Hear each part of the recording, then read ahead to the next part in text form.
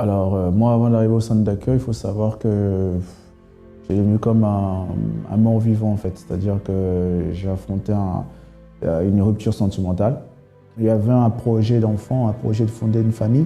Et du jour au lendemain, paf, tout s'est arrêté, sans même que je sois vraiment au courant. La personne, elle a pris ses affaires, on vivait ensemble, on vivait en concubinage. Elle est partie sans rien me dire. Elle a pris ses bagages, elle est partie. Elle m'a laissé en plan et tout d'un coup, pour moi, c'est comme si la vie s'arrêtait. Je me suis senti mal, très très mal. Au début, c'était de la colère. Je lui en voulais grave. Et justement, cette colère a provoqué après des problèmes spirituels. Parce qu'au début, il n'y avait pas ces problèmes spirituels au début. Au début, c'était de la colère, je lui en voulais grave. Et après, c'était des cauchemars la nuit, je dormais mal. Je dormais la nuit, je faisais des cauchemars. Je me réveillais avec beaucoup d'angoisse. La nuit, je pouvais me réveiller au moins 7 à 8 fois. Parce que chaque cauchemar, je me réveillais, j'avais des sursauts.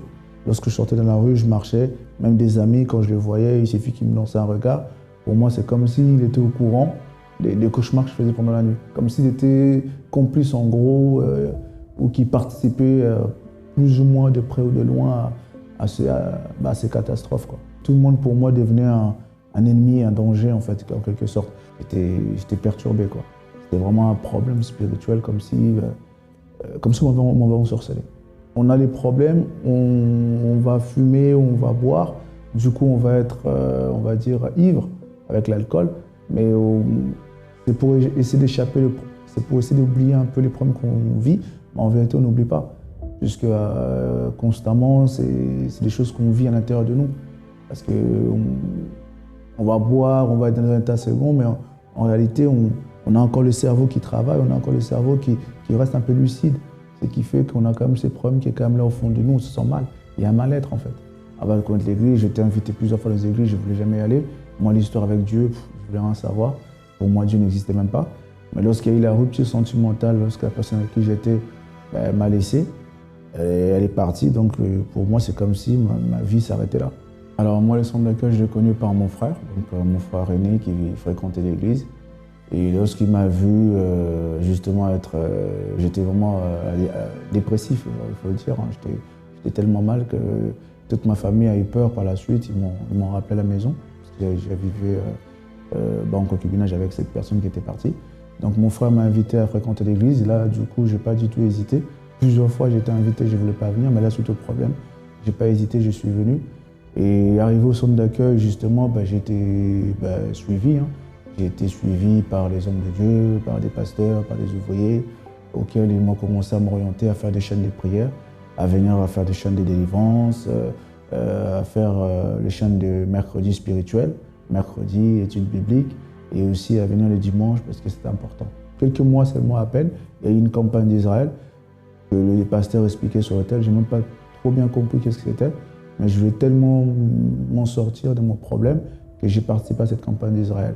Pour moi, tout ce qu'on proposait, c'était des opportunités pour pouvoir avoir la transformation que je souhaitais. Lorsque je suis arrivé en 2006, et comme je l'ai expliqué, en 2007, je rencontrais justement celle qui est devenue mon épouse aujourd'hui. J'ai rencontré une personne et on a commencé à se fréquenter, mais ce n'était pas encore trop ça. Plusieurs disputes, plusieurs fois on se disputait, et jusqu'au point qu'on n'en pouvait plus, on s'est séparés. Par la suite, moi j'ai commencé à aller à la thérapie de l'amour, dans le but justement de pouvoir transformer ma vie, transformer la vie sentimentale, puisque je suis arrivé à l'église à cause d'un problème sentimental qui a engendré beaucoup de problèmes dans ma vie. La campagne d'Israël, justement, c'est le bout du tunnel pour pouvoir justement aller de l'avant, pour passer à l'autre rive, pour passer à l'autre bord. C'est la campagne d'Israël pour moi. Depuis que je suis à l'église, toutes les campagnes que j'ai faites, la majorité, la majorité ont été répondues. Le résultat, c'était que mon épouse, comme je dis, elle a commencé à venir, à suivre le même chemin que moi. Donc on a commencé à faire la thérapie de l'amour. Donc cette thérapie nous a beaucoup aidés, nous a beaucoup bénis. Donc suite à cette campagne, en fait, on a commencé à fusionner en fait, sans se rendre compte. Puisque elle qui avait un autre état d'esprit, une autre croyance, une autre foi, lorsque j'ai fait ma campagne, lorsqu'on a repris ensemble, elle a commencé à venir avec moi, elle voulait faire les choses avec moi, elle voulait vraiment être dans le même lieu où j'étais, elle voulait être. Et en 2012, on s'est mariés, donc un an et demi après, on s'est mariés. Donc on a fait notre mariage, on a commencé à voir justement la main de Dieu qui nous bénissait, qu'on était ensemble.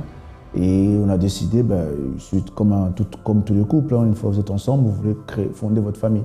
Donc du coup, on a voulu avoir un enfant. Et On ne sait pas pourquoi, on ne peut pas expliquer. Donc pendant pratiquement presque 2 ans, on n'arrivait pas à avoir notre enfant. Pourtant, ma femme a été voir les médecins. Ils ont rentré dans la normale, à part un ulcère, mais ce n'était pas quelque chose qui pouvait empêcher quoi que ce soit. Et on a décidé, moi et ma femme, de faire la campagne. On a dit on va faire la campagne d'Israël pour justement avoir notre enfant. On va mettre Dieu à l'épreuve. Comme plusieurs fois, on avait déjà eu l'expérience avec la campagne. On a fait et Dieu nous a répondu, nous a exaucé. Et là, on a notre petite fille qui vient d'arriver, elle s'appelle Josie. Elle a 1 mois et quelques semaines. Et Dieu fait, et puis on avance. Voilà. Aujourd'hui, c'est un changement total, puisqu'aujourd'hui, je sers Dieu. Dieu m'a donné son esprit. Ça aussi suite à des propos de campagne, suite à des propos de persévérance, de prière, d'échelle. Il y a vraiment une maîtrise intérieure de moi-même. Donc je ne suis plus comme avant, inquiet, perturbé, où je n'arrive même pas à gérer mes émotions. Aujourd'hui, c'est vraiment l'inverse. L'alcool, le cannabis, toutes ces choses-là, c'est fini. Donc c'est vraiment c'est rayé de mon esprit. Et le cannabis, même pas, parce que même l'odeur, je ne sais même pas. Pour moi, le centre d'accueil, c'est vraiment un centre de secours. C'est vraiment pour tous ceux qui sont en détresse, tous ceux qui sont dans les besoins et qui ne savent plus quel est leur moyen de sortir. Le centre d'accueil, c'est le centre de secours. Donc c'est le seul issue où les gens peuvent justement rebâtir leur vie, repartir à zéro.